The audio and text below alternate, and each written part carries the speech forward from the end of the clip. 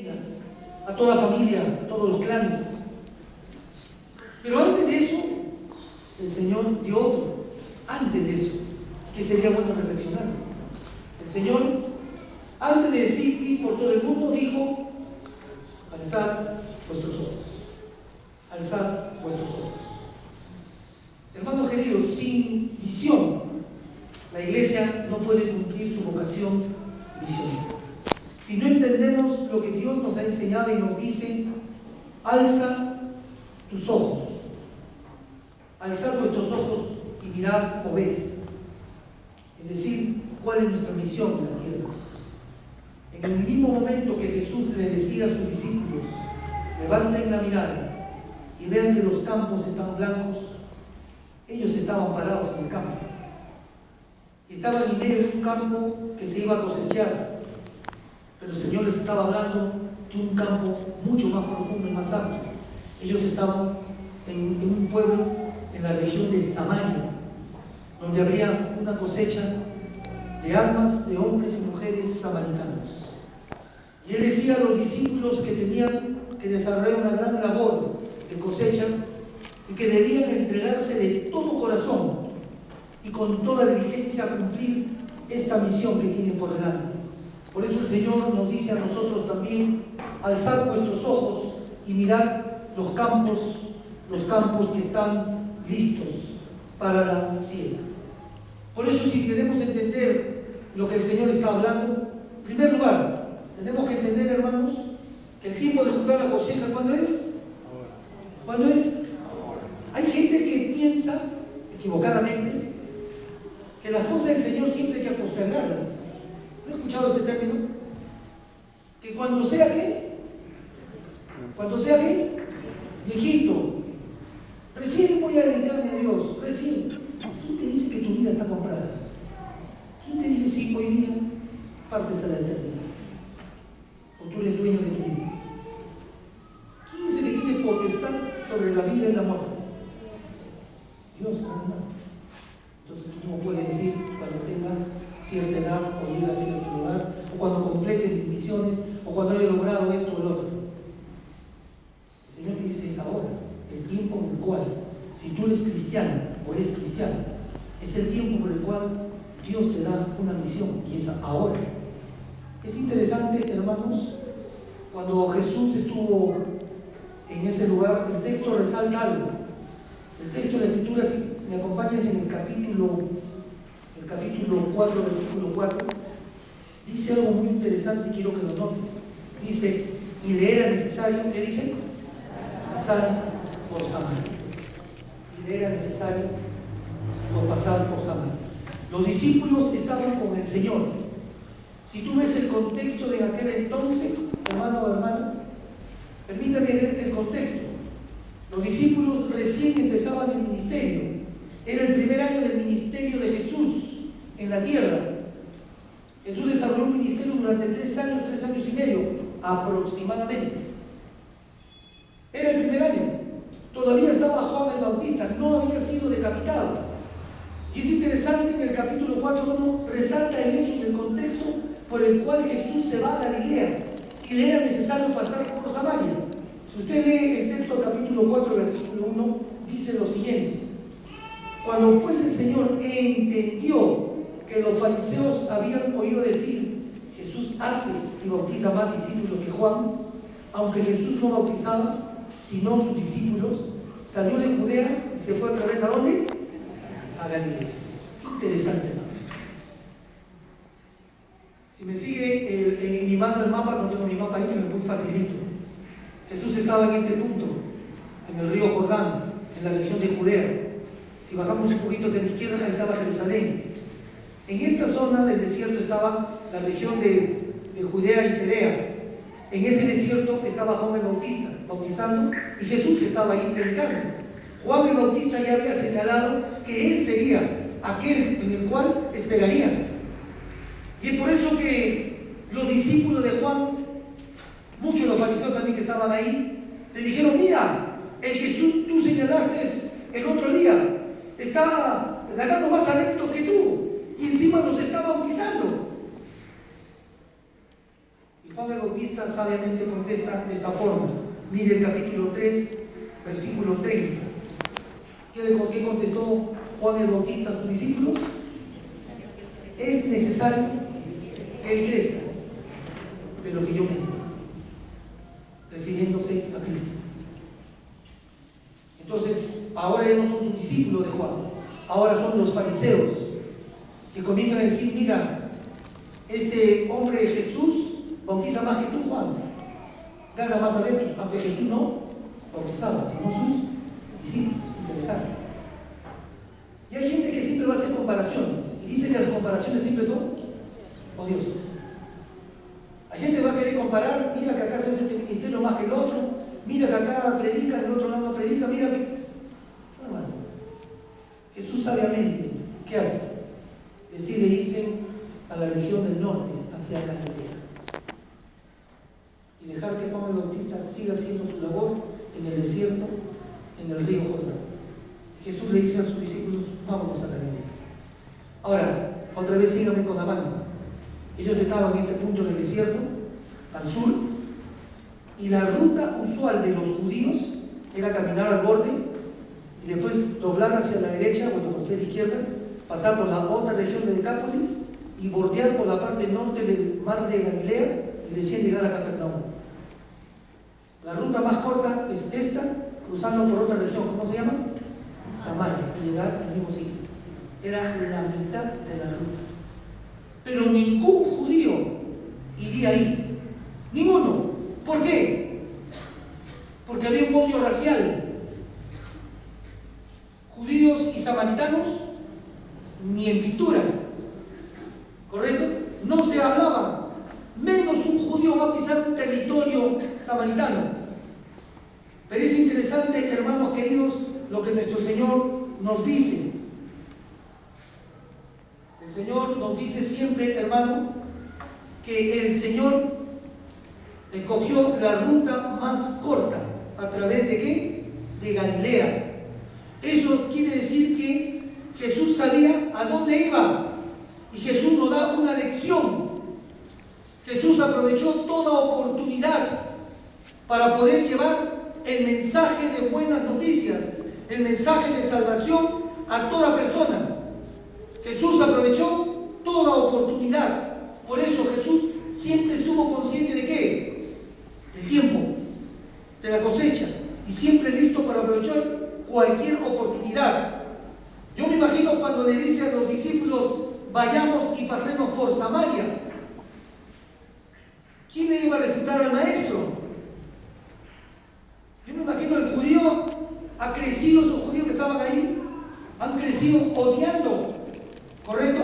Odiando a los samaritanos, como muchos de antaño han crecido odiando a quién. Acá en el Perú, ¿con quién? Chile. ¿Y qué culpa tienen los chilenos, no? Yo estaba en La Paz hace unos años atrás y fíjese el resentimiento que tienen a Chile. Estuve predicando ahí y en cada cierto lugar, una plaza, un estadio, una avenida principal, tremendo letrero que decía: Bolivia tiene derecho al mar. Nos han quitado, nos han... Había todo el tiempo, estaban alimentando ¿qué? Un odio, un resentimiento, una amargura contra el país, lo que ha pasado hace más de 100 y tantos años. Y así ha pasado. O sea, esto de Samaria y los judíos era que ni siquiera ni en pintura. Y Jesús le dice: vamos, me es necesario pasar por la zona de Samaria.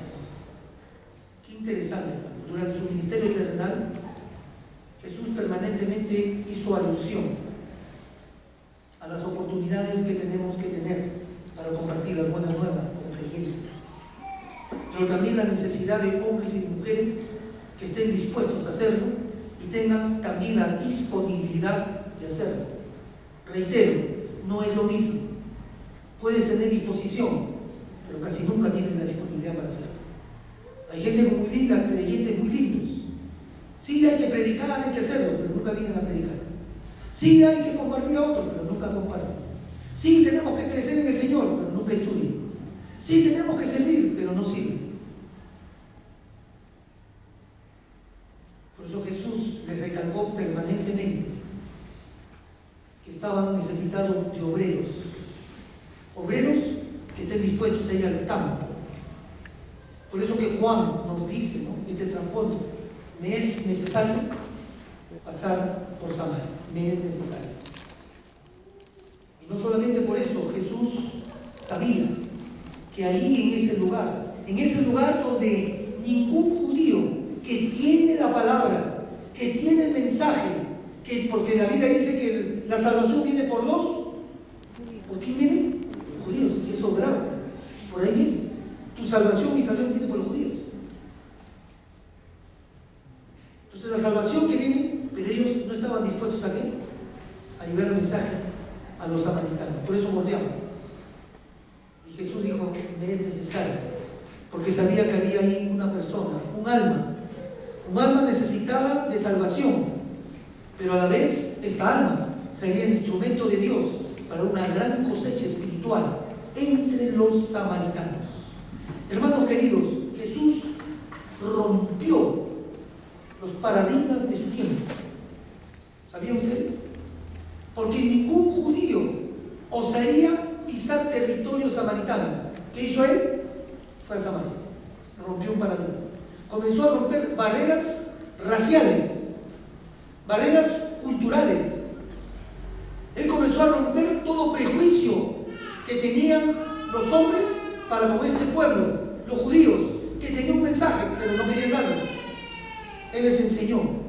Yo me imagino los discípulos, hermanos, tenían que seguirle, o simplemente: yo no voy, yo no paso.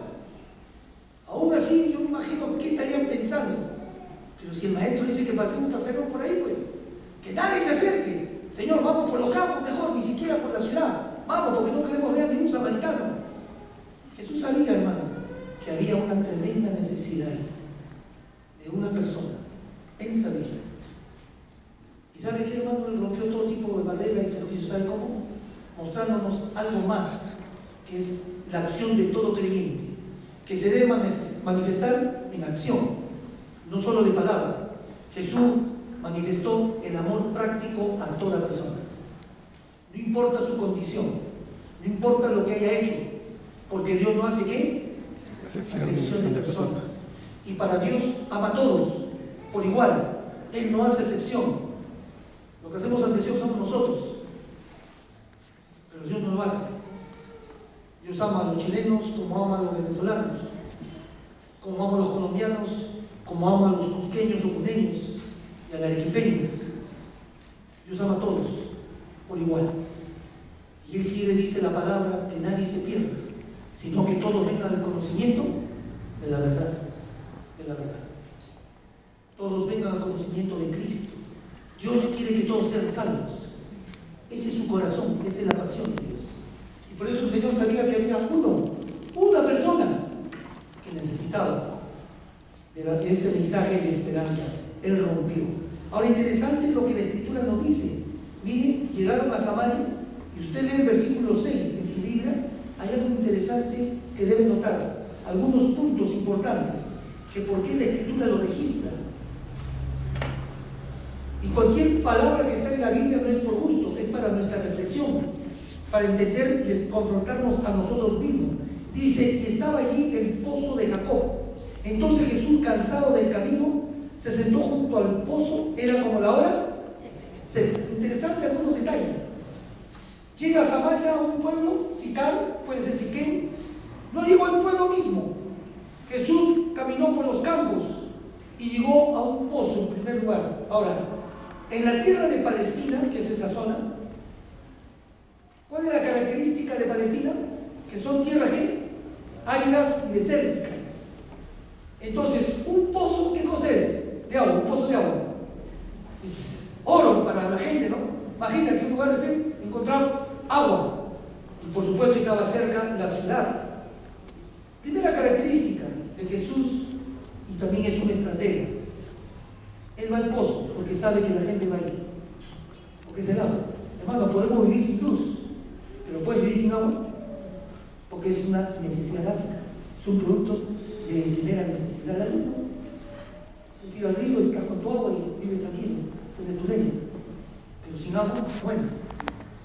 Entonces, primero Jesús llega a ese pozo. Yo me imagino a los discípulos, ¿está bien, Señor, acá nos quedamos? No, le dice. Dice la Escritura que Jesús estaba cansado. La caminata era larga, más de 60 kilómetros. Cansado. El desierto del mediodía es aproximadamente 45, 48, hasta 50 grados a la sombra. ¿Te imaginas? Y entonces él dice a los discípulos, vayan a la ciudad y traigan algo de comer. No habían comido. Y todos se van. El Señor lo hace y sabe por qué. Estamos sentados ahí, la Escritura registra qué hora era. ¿Qué hora? ¿A qué hora? La primera hora empieza a las 6 de la mañana. Hora Z, 12 del día. Hermanos queridos, las personas iban a sacar agua del pozo para llevar a su casa y tener todo el día, aproximadamente 5 de la mañana. Y quienes sacaran agua no eran los hombres, eran mujeres. Por eso llevaban su carga arriba de la cabeza. Y las mujeres sacaban el agua desde las 5 de la mañana, se calcula hasta las 7. A las 7 ya nadie iba. ¿Quiénes iban a partir del mediodía a sacar agua? ¿Por qué esta mujer iba al mediodía a sacar agua? Hay que entender, hermanos, la cultura. Por ejemplo, si yo soy de Lima, y a mí me pregunta, en Arequipa es feriado el 15 de agosto, yo busco el calendario, no hay feriado, digo yo. ¿Cómo hace feriado? No, loco, no quiere trabajar. Pero yo voy y le pregunto a un arequipeño, oye, ¿por qué el 15 de agosto es feriado? ¿Qué te va a decir? ¿No? Entonemos, ¿no? ¿Por qué? Uno que es de ahí no va a entender el contexto cultural. Yo soy de fuera, no lo entiendo, ¿correcto? ¿Cuál es uno de los platos favoritos del desayuno? Para que comen ahora sin almuerzo. ¿Me entienden? Cultural otra vez. En otro lugar el segundo, ¿sí? Acá es diferente, no lo voy a decir porque si no había piedra. Entonces, hermanos queridos, permítanme, hay que entender la cultura en ese sentido. Las mujeres, las esposas, las doncellas iban a sacar agua a esa hora. Las mujeres que no tenían buena reputación iban al mediodía cuando no había nadie. Por eso Jesús, cuando dialoga con esta mujer, le dice, llama a tu marido. Y ella le dice, no tengo marido. Sí, pues 5 maridos has tenido. Y el que tienes actualmente no es tu marido, no es tu esposo. Bien has dicho, Señor. Sabía la vida de ella, porque Dios conoce tu vida y la mía. Y por eso que él sabía que había una persona en necesidad. Y él la espera. Y en ese momento, dice la Escritura, vino una mujer. Y Jesús le dice, ¿qué le pide? Dame de beber. Y mira lo que dice la mujer en el versículo 8. Pero el versículo 9. La mujer samaritana le dijo, ¿cómo tú siendo judío me pides a mí de beber? Yo soy mujer samaritana, porque judíos y samaritanos no se tratan entre sí. 3 cosas que debemos saber culturalmente también. ¿Por qué esta mujer le responde? Si no dice, ya te voy a dar agua. No le responde así. En primer lugar, ¿cómo reconoció a Jesús que era judío? Porque de frente dice, judío se demostraba. ¿Cómo sabía que era judío? Por su vestimenta. 2. Jesús tenía la vestimenta y que lo diferenciaba de otros. Él era un rabino. O sea, Jesús era un maestro. Primero, judío. Segundo, rabino. Tercero, era un hombre. Ningún hombre osaría hablar con una mujer. Ni una mujer hablar con un hombre en aquel tiempo culturalmente. Ninguna mujer, salvo que haya habido otro hombre. Por eso dice, ¿cómo me pide que soy mujer? Samaritana. Soy mujer, no puedes pedirme nada. Es más, judíos y samaritanos no se tratan entre sí, porque hay un odio entre tú y yo, entre tu pueblo y mi pueblo. Y tú siendo judío me hablas. Pero Jesús le responde, si supieras quién te pide agua, tú le pedirías el agua viva. Interesante. Empieza un diálogo entre él y ella. Empieza lo que se llama un contacto, porque Jesús sabía que allí había un alma en necesidad. Y Jesús aprovechó el tiempo, el momento, el ahora, el contacto y la oportunidad para poder considerar un diálogo para la salvación de su alma eterna. Ahora mire usted, un concepto interesante. Considere a Jesús el Maestro ministrando a una congregación de ¿cuánta? Una persona. Una persona. Y por una persona desde Judea ha caminado más de 60, 70 kilómetros en el desierto y esperó para que llegue esa mujer. ¿Cómo se llamaba? No dice nombre, solo dice samaritana, porque quería resaltar que era una persona que nadie haría caso, que sería una mujer en el cual sería el menosprecio de la gente, peor, que tenía una reputación terrible ante los demás. Pero Jesús sabía que tenía una necesidad muy profunda, y él empezó a ministrarle. Por eso la Biblia dice que hay fiesta ¿dónde? En el cielo. ¿Cuándo? Cuando un pecador o una pecadora se arrepiente. El cielo retumba, hermanos, de alegría. Uno más, ¿para quién? Para Cristo. ¿Así te alegras también? Ese es el corazón de Dios, hermano. Es el tiempo y la oportunidad que hay que tener. Y es interesante en ese diálogo que ella dice: dame esa agua para no tener más sed. Le dice: muy bien, ve y llama a tu gente. Y ella se fue. En ese interín, hermano, si usted me acompaña, muy interesante, versículo 27. Mientras ella iba a avisar a sus familiares, amigos, vecinos, 27 dice: en esto vinieron ¿quiénes? Sus discípulos, y se maravillaron. Otro término, se asombraron de que él hablaba ¿con quién? Mira cómo lo resalta: con una mujer. Sin embargo, ninguno, porque es el Maestro, es el Mesías, es el Señor, ninguno dijo: ¿qué preguntas o qué hablas con ella? Fíjese cómo lo resalta. Le sorprendió que esté hablando con una que no podía hablar. Jesús rompió toda esa barrera, porque sabía que había una persona en necesidad. Y entonces los discípulos le dijeron: Señor, te hemos traído de comer. Muy interesante, ¿no? Jesús, ¿qué le responde? Yo tengo una comida que comer que vosotros no sabéis. Hermanos, su cansancio físico del Señor, la sed y todo, el hambre que tenía pasó a segundo plano, pues fue satisfecho por predicarle las buenas nuevas de salvación a esta mujer samaritana, a una persona que tenía en el alma un dolor muy profundo, a una mujer que sufría el menosprecio de la gente, a una mujer que estaba aún quizás en la miseria moral porque vivía en inmoralidad, y sobre todo a una mujer que fue salvada del tormento eterno, es decir, de la condenación eterna, porque era el tiempo de la cosecha, era el tiempo de su salvación. Aprovechó la oportunidad. Por eso el Señor le dijo a sus discípulos: mi comida es que haga la voluntad del que me envió y que acabe su obra. El Señor testificando y hablando a una sola persona, porque vale la pena predicar a una persona, a Cristo. Ese es hacer la voluntad del Padre. Por eso Jesús algo nos ha enseñado. El Señor nos ha enseñado que el alimento de la misión que nos ha dado es el de ganar almas para Cristo. Deberá ser deseado más que el alimento natural, más que el descanso y más que las comodidades que puedas tener en la vida. Es ganar una persona para Cristo. ¿Sabe por qué?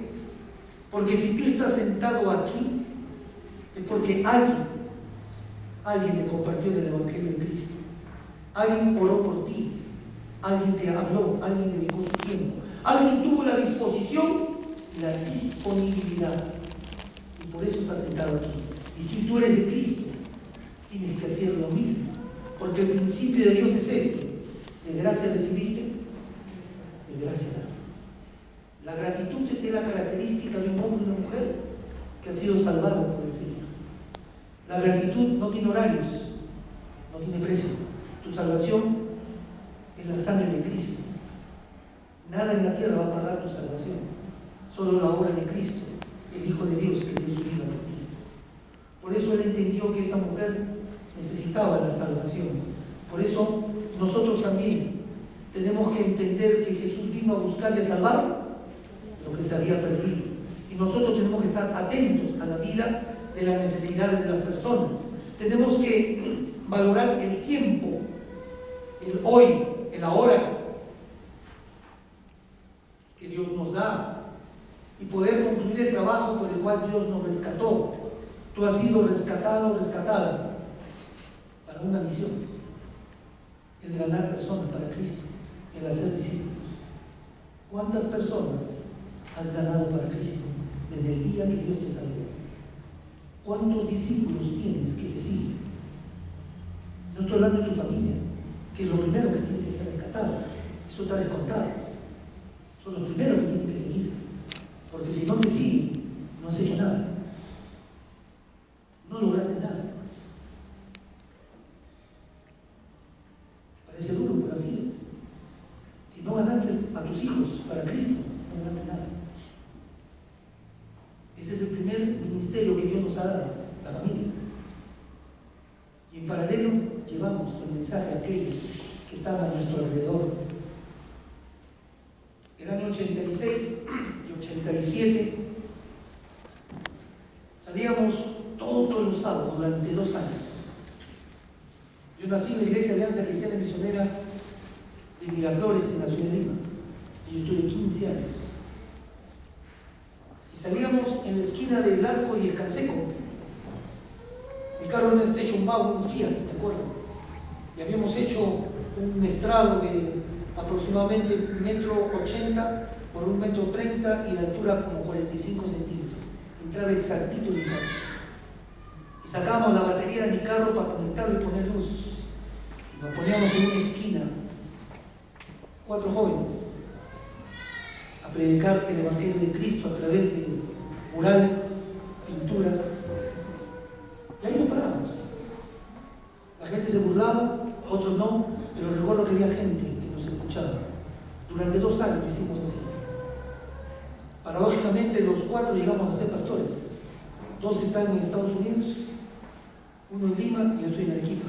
Bueno, algunos 3 en el extranjero.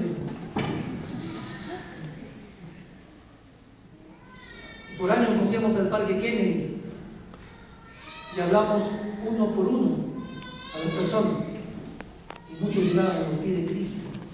Nos íbamos por Barranco a las 6 de la tarde, en esa plaza donde la gente está esperando que abran las discotecas. Y compartíamos con Cristo. Y nos han dicho de todo.